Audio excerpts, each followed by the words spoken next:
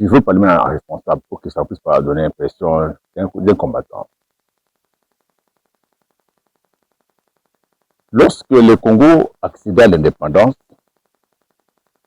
il y a 66 ans, le Congo, sur le plan économique, nous étions au même niveau que l'Afrique du Sud et le Brésil. Regardez le niveau de l'Afrique du Sud, regardez le niveau du Brésil, et regardez le niveau du Congo. Les Belges nous ont laissé des routes praticables, nous ont laissé toutes les villes, toutes les provinces étaient connectées. Bien que c'était les routes à terre, mais ces routes étaient entretenues. Il y avait un système d'entretien des routes, ce qu'on appelait à l'époque le cantonnier. Le plus grand boulevard, notre fleuve Congo, c'est le plus grand boulevard du monde et le plus long.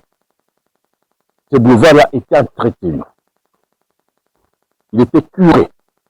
Il y avait des tracteurs, il y avait des bateaux qui curaient. Il y avait le balisage. On a travaillé en plein régime. Lorsque le Belge partait, le système éducatif congolais était le meilleur d'Afrique. Lorsqu'il y a 66 ans, le système de santé était le meilleur. Quand tu tombes malade, tu vas à l'hôpital, on te prend en charge. Et vous payez après. C'est la personne qui était plus importante que l'argent. Lorsque le Belge partait il y a 66 ans,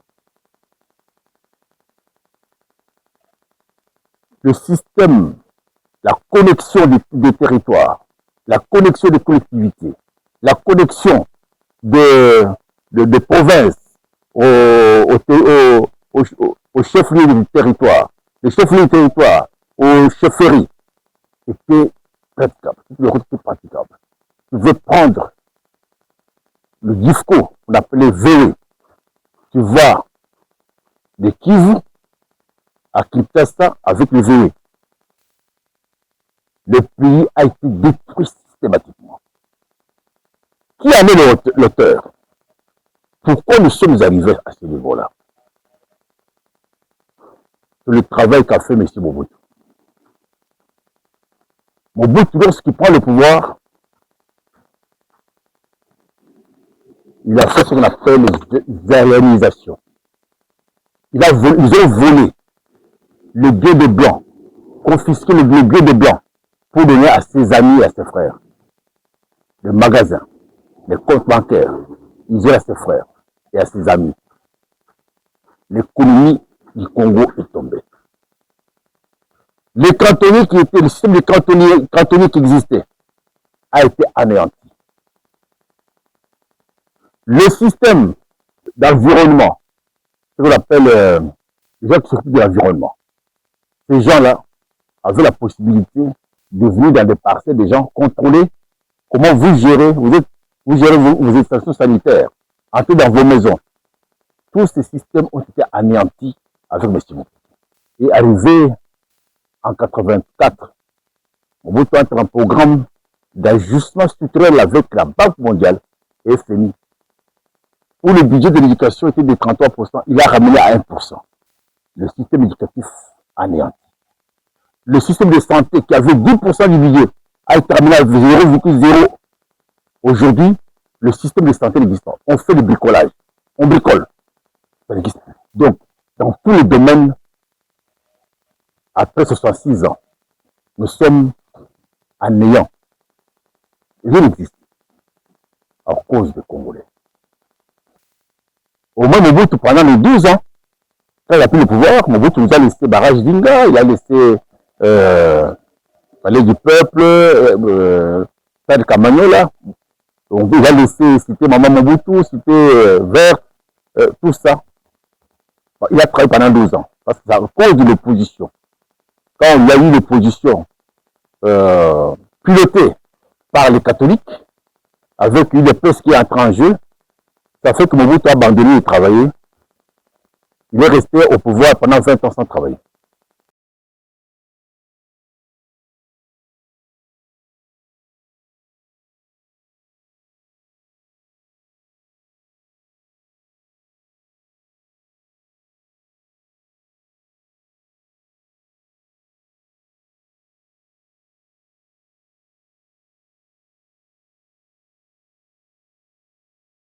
Pendant ce temps-là, toutes les routes ont continué à se détériorer. Là où il y avait des routes, il n'y a que des sentiers aujourd'hui. Il n'y a plus de routes. Là où il y avait des rails, il n'y a que des ravins. Il n'y a plus de routes. Il n'y a plus de rails. Le fleuve Congo n'est pas praticable. Donc nous sommes à la case de départ. Le pays a reculé avec une grande vitesse. Félix Tshisekedi a hérité le cadavre en train de pourrir. Il a hérité le cadavre en train de pourrir. Tout ce qu'il fait maintenant, c'est le colportage. Il n'a pas encore débarré. Le Congo, pour sortir de sa situation actuelle, il y a beaucoup de choses. Il faut d'abord travailler sur la mentalité.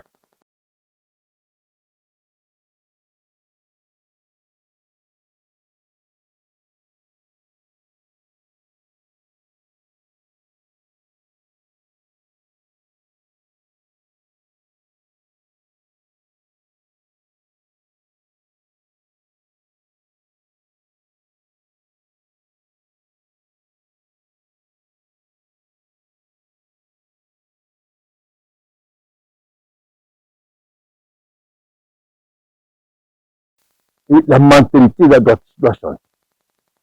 Si on n'a pas changé au niveau de la mentalité, on ne va rien faire. Tout ce que vous avez remarqué, que le président Félix, il donne l'argent pour l'investissement. Les gens détournent l'argent de la République. Ils ne sont pas seuls. Tout le monde a le même esprit. Il faut que ça change. Deuxièmement, pour que ça change, il faut instaurer un système qui amène les Congolais à avoir peur de l'État. Un Congolais doit avoir peur de l'État, avoir peur de la politique. Ce système-là qui va faire que, au moins peut-être, on peut commencer. Le pays est détruit, a été détruit par Mobutu, anéanti par Kabila. Et ce que Félix fait aujourd'hui, c'est pousser le cadavre à se relever, à se réveiller. Les gens, quand il a dit que le Bobo Kézanté, les gens ont cru qu'il a insulté le pays n'existe pas. Vous savez que moi, je suis du Kasai central. Moi, j'étais au village. Dans mon village, notre oncle pouvait prendre le Gifco à 150 km. Il vient avec ça dans notre autre village. Aujourd'hui, il n'y a plus de route pour quitter Kananga, arriver à Mweka, 230 km. Vous avez une Jeep, là, le cruiser. Vous partez de 5 heures à 5 heures à Kananga pour arriver à Mweka. Vous arrivez à 20 heures. 230 km. Vous arrivez à 20 heures. Avec l'un cruiser. Il n'y a pas de véhicules qui vont là-bas. Il n'y a plus de véhicules. Et les gens se plaignent qu'il n'y a pas de production.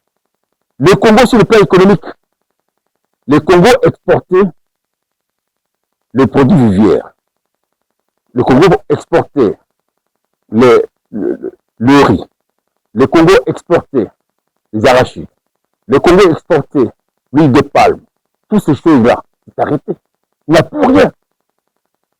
Après 66 ans, le pays est par terre. Voilà pourquoi. Si vous voyez les Blancs en train de réfléchir comment nous remplacer, nous les Bantous, par un autre peuple, c'est parce qu'ils ont constaté que nous sommes là que pour détruire le Congo. Nous n'avons rien sur ce territoire. Nous n'avons rien.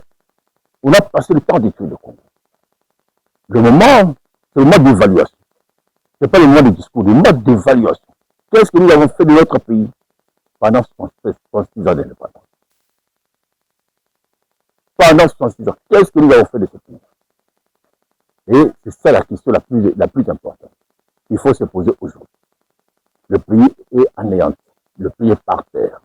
Tout a été détruit.